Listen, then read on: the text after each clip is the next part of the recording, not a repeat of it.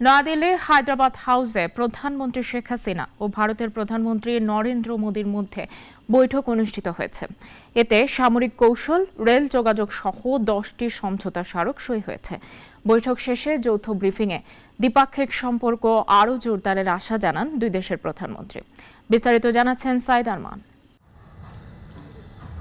গতকাল শুক্রবার 2 দিনের সফরে ভারতে যান প্রধানমন্ত্রী শেখ হাসিনা। দেশটির প্রধানমন্ত্রী নরেন্দ্র মোদীর আমন্ত্রণে তার এবারের সফর।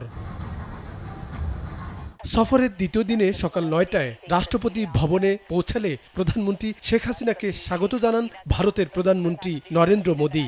ভারতের রাষ্ট্রপতি ভবনে প্রধানমন্ত্রী শেখ হাসিনাকে গার্ড অব অনার দেয়া হয়।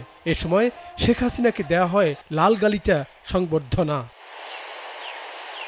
এরপর শেখ হাসিনা ভারতের প্রধানমন্ত্রী সহ দেশটির মন্ত্রী, পদস্থ কর্মকর্তাদের সঙ্গে কুশল বিনিময় করেন। এ সময় ভারতের প্রধানমন্ত্রী নরেন্দ্র মোদীও বাংলাদেশের কর্মকর্তাদের সঙ্গে কুশল বিনিময় করেন।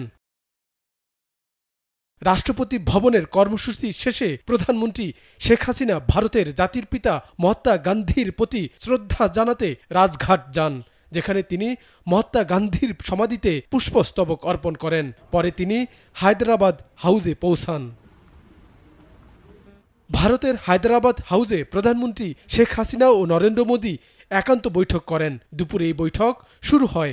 এরপর দুই প্রধানমন্ত্রী তাদের কর্মকর্তাদের নিয়ে ফের দ্বিপক্ষীয় বৈঠক করেন। বৈঠকে ব্যবসা বাণিজ্য, সামরিক ও রেল যোগাযোগ সহ 10টি চুক্তি ও সমঝোতা স্মারক সই করেন। যৌথ বিবৃতিতে নরেন্দ্র মোদী বলেন, সরকার গঠনের পর প্রতিবেশী রাষ্ট্রকে আমন্ত্রণী বলে আমাদের সম্পর্ক কতটা গভীর। Vibrant people to people exchanges हमारे संबंधों की नींव है। हमने स्कॉलरशिप, ट्रेनिंग और कैपेसिटी बिल्डिंग को और बढ़ाने का निर्णय किया है। मेडिकल ट्रीटमेंट के लिए बांग्लादेश से भारत आने वाले लोगों के लिए भारत ई मेडिकल वीजा सुविधा शुरू करेगा। बांग्लादेश के उत्तर पश्चिम क्षेत्र के लोगों की सुविधा के लिए हमने रंगपुर में एक नया असिस्टेंट हाई कमीशन खोलने का निर्णय लिया है।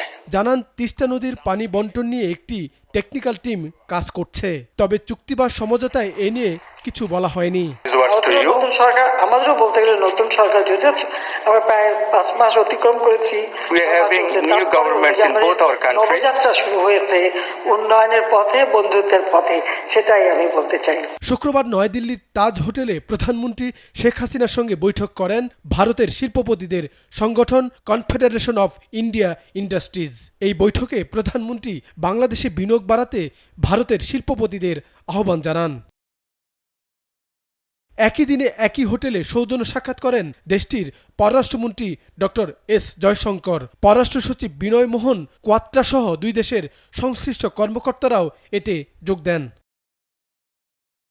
সাইদ আরমান, নাগরিক, ঢাকা। ওয়ালটন ফ্রিজ কিনে অনেকের মতো আপনিও হয়ে যেতে পারেন মিলেনিয়াল। সেরা পণ্যের সেরা অফার।